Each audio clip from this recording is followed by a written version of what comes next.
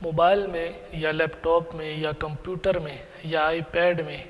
جو قرآن پاک ابھر کر سامنے آتا ہے،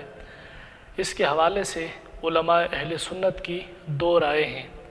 بعض علماء فرماتے ہیں کہ اس کو چھونا بعین ہی قرآن مجید فرقان حمید کو چھونا ہے،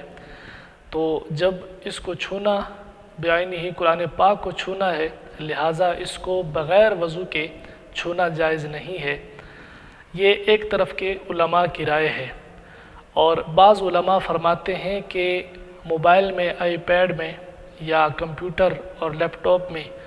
جو قرآن پاک ظاہر ہوتا ہے، یہ بعین ہی قرآن مجید فرقان حمید کو چھونا نہیں ہوتا، کیونکہ موبائل میں جو قرآن پاک ابھر کر سامنے آتا ہے تو اس کے اوپر اسکرین کی کئی طے ہوتی ہیں، تو جب ہم ٹچ کرتے ہیں تو ہم اس قرآن پاک کو ٹچ نہیں کر رہے ہوتے،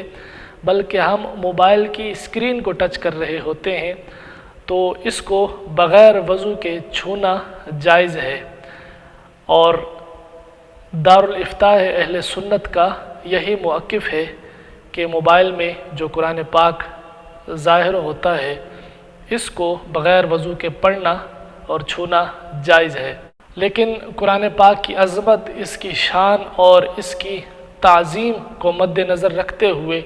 بہتر یہ ہے کہ ہم اس قرآن پاک کو بھی باوضو ہو کر چھوئیں۔